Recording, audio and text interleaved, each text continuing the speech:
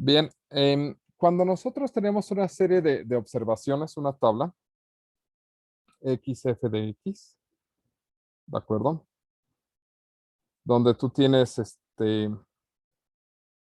tu cierto número de observaciones, tu observación cero con un x0 y con un f de x0, o vamos a llamarle y0 a esta, ¿vale? Y luego tienes tu primera observación y tú tienes x1, tu y1, y así hasta que tienes n más 1 puntos con xn y yn.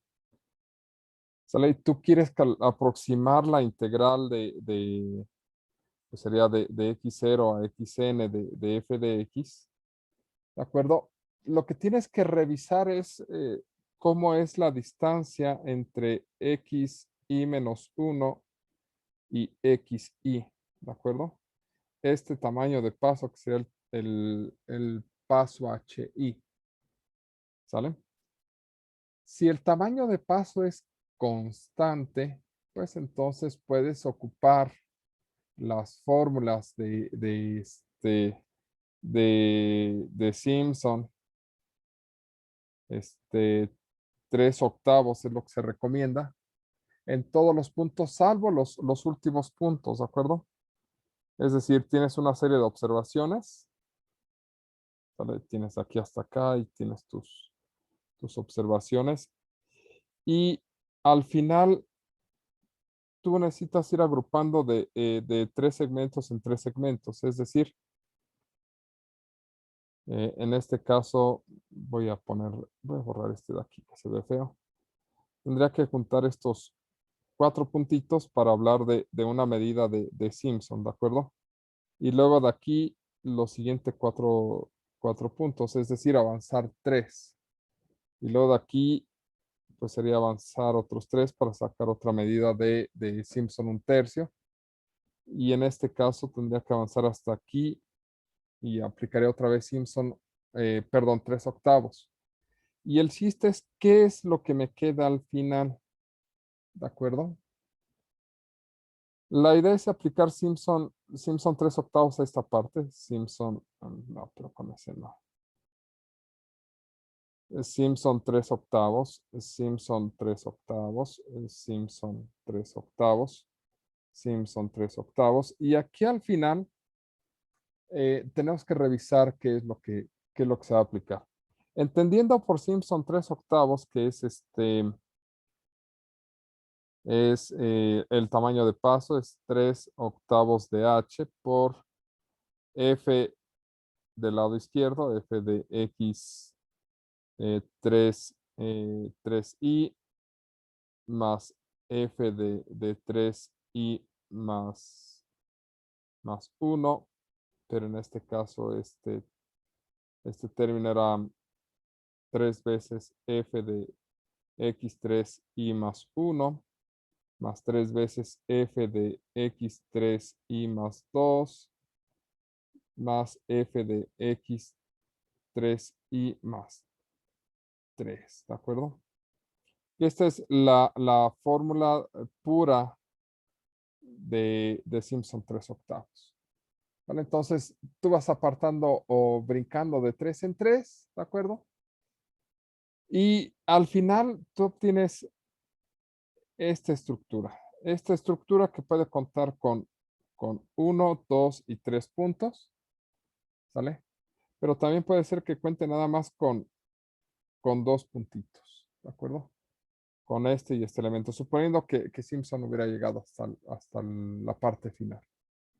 Entonces, si nada más te quedan 3 puntos finales, pues lo que se recomienda es, después de hacer la suma de todos los anteriores, aproximar la última parte, ya sea o con Simpson 1/3, que nos daría f de xn menos 2 más 4 veces f de xn menos 1 más f de xn, porque pues, ya son los últimos. O si nada más te quedan dos puntos hasta el final, pues entonces utilizar trapecio, que sería h sobre 2, f de xn menos 1 más f de xn. ¿De acuerdo? Si bien en el ejercicio de la mano que dejamos la clase anterior, teníamos que trabajar, les pedí que trabajaran nada más con trapecio, ¿de acuerdo? Lo podían hacer todo aplicando Simpson 3/8 y nada más en la parte final aplicar Simpson 1/3 o un trapecio, dependiendo de cuántos les queden hasta el final. La idea de aplicar Simpson 3/8 es porque es mucho más eficiente que lo que pueden ser Simpson 1/3 o trapecio.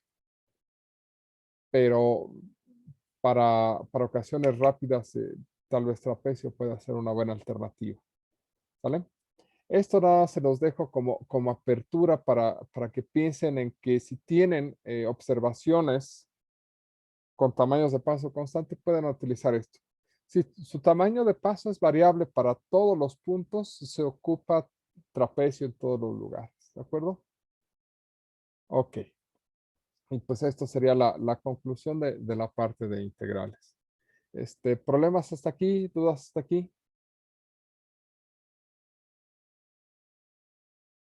Por el momento no, profesor. No, profe. Ok.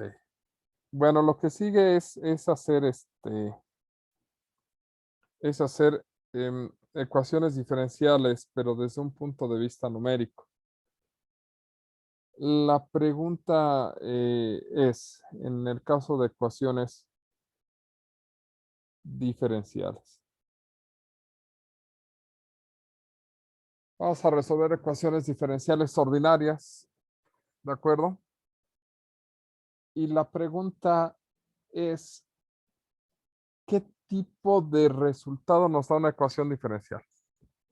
Una ecuación es una igualdad por resolver, ¿de acuerdo? Donde se busca algo que permite satisfacer la igualdad. La pregunta es, ¿cuál es el objeto que estoy buscando que me satisfaga una igualdad o la igualdad dentro de una ecuación diferencial? Una función. ¿No es el diferencial? No, estamos buscando una función. En efecto, es correcto. ¿De acuerdo? Tú lo que buscas es como resultado una función. ¿Sale? Cuando tenemos algo como esto, diferencial de x, y igual a ky, por ejemplo, que es una ecuación diferencial muy sencilla, nosotros buscamos la estructura de la función y de x tal que se cumpla esta cosa. Es decir, cuando decimos que buscamos una función, buscamos una estructura matemática en forma de función, ¿de acuerdo? Que satisfaga la igualdad, ¿de acuerdo? En este caso, la solución de esa ecuación diferencial es muy simple y debe de ser bien conocida por ustedes, ¿de acuerdo? Si no, les voy a pedir que regresen de todas sus clases donde han visto crecimiento poblacional. Entonces, esto es bueno, es ya completa y con condiciones iniciales. Es y0 a la kx. ¿Sale? Esa es la solución de su ecuación diferencial. ¿De acuerdo? Es decir, cuando decimos que buscamos una función, buscamos la estructura de la función tal que al sustituirla aquí, ¿de acuerdo? Y obviamente derivarla y sustituirla acá, se conserve la igualdad. ¿De acuerdo? ¿Sale? OCE de la igualdad. Eso es lo que buscamos en una ecuación diferencial. Ahora, en una ecuación diferencial buscamos una estructura matemática. ¿Sale? Pero también las ecuaciones diferenciales nos representan diferentes tipos de fenómenos que se pueden estar manifestando. Y a veces a nosotros no nos interesa conocer el modelo completo, sino que a partir de la ecuación diferencial que nos está modelando algo, conocer un valor en particular de la función que sería solución de la ecuación diferencial. No sé si me expliqué. ¿De acuerdo? A lo que voy. Tú tienes tu ecuación diferencial, ¿de acuerdo? Diferencial, ok. Vamos a pensar en una ecuación diferencial ordinaria. Digamos, y' es igual a una función, voy a llamarla g, ¿sale? Es igual a g de xy. Es decir, una expresión, no, sí, la voy a regresar ahí. Ahí. ¿De acuerdo? Tú tienes esta estructura. No sabes lo que viene de este lado. Aquí, por ejemplo, fue K por Y. Pero podrías tener X coseno de Y más Y seno de X. O podrías tener cualquier cosa loca que algún profesor enfermo se le haya ocurrido. ¿De acuerdo? ¿Sale? Esta ecuación diferencial es de tal forma que por algún motivo tú no puedes calcular quién es la y de x, que al derivarla te da la estructura de allá arriba. ¿De acuerdo? Como no lo puedes encontrar, ¿sale? Tal vez a ti del fenómeno te interese algún valor X, XF, vamos a llamarlo. ¿De acuerdo? A ti te interesa saber cuánto vale la función en algún punto en particular. No puedes calcular el modelo, pero si no puedes calcular el modelo, tal vez te interese un valor en el futuro de esta función. ¿De acuerdo? Y eso es lo que se busca en una ecuación diferencial desde el punto de vista numérico.